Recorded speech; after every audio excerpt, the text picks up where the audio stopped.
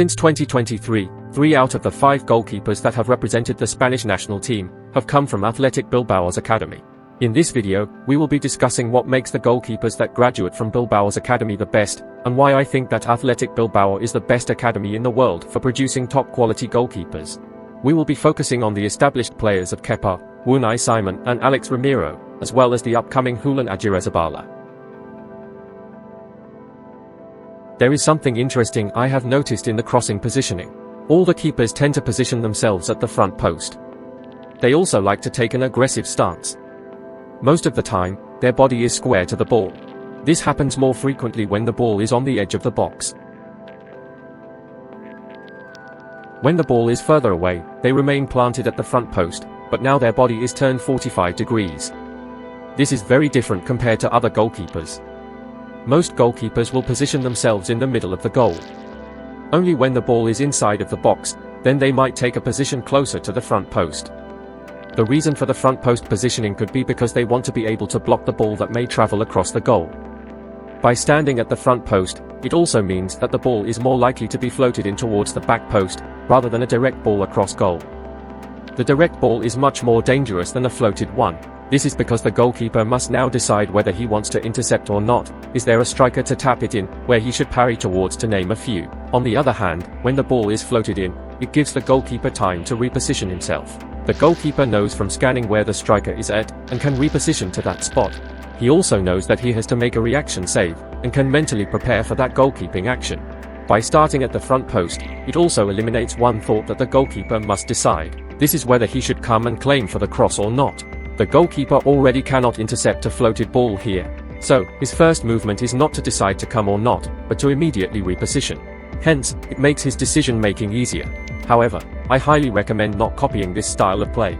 Yes, it may be easier to replicate this, but I think it is very dangerous. If you are not fast enough, or do not have much experience with reaction shots, it will be near impossible to A. Cover the distance of repositioning, and B. Make the reaction save afterwards. This has also resulted in goals conceded by all the Bilbao goalkeepers. If you want a comprehensive guide on claiming crosses, check out this video afterwards. This is the portion which is the most special to these goalkeepers from Bilbao. When moving around the goal, I never see them take large steps, or any crossover steps. Instead, they bounce on their toes, shuffling across the goal quick and sharp. I think this is unique, as many goalkeepers when positioning will take large, almost running steps to get to their position faster. It is interesting to see this in goalkeepers from Bilbao. I think the reasoning behind this is so that they are always ready. By having their legs parallel in a comfortable width, they are never leaning or favoring one way or another. So, they can dive in either direction. This also helps them watch the ball closely. If they take large steps, they have to look at markings on the ground to know their exact position. However, these goalkeepers know how far they have traveled, so they know what position they should be in, making their positioning very precise. I think this also helps them prime the legs when the shot actually comes in. They like to take a big hop before diving, spreading the legs. This hop helps them load the legs in order to dive more powerful than if they were to dive from a standing position. When the ball is far, they will also use one micro step before diving. The little hops to reposition themselves ensure that they are not flat-footed, making the big hop before the dive much quicker to execute, leaving them more time to react to the ball, as well as to take the micro step before making the dive. As the ball comes closer, the Bilbao goalkeepers also set themselves further from the goal. They already have a high starting position, and when the ball is played through, they will stand their ground. If they have started in a lower position, maybe for a scenario like a cutback, they will close the gap between themselves and the striker before the ball reaches the striker. Then, they will stand big and ready themselves to make a reaction save. The reasoning behind this is a few.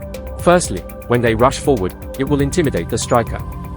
Secondly, it closes the spaces that the striker is able to score in, making it easier for the goalkeeper to cover the goal. This is especially so because Bilbao goalkeepers have very fast reaction speeds. They are very skilled in taking close-range shots, and this is what they have trained for.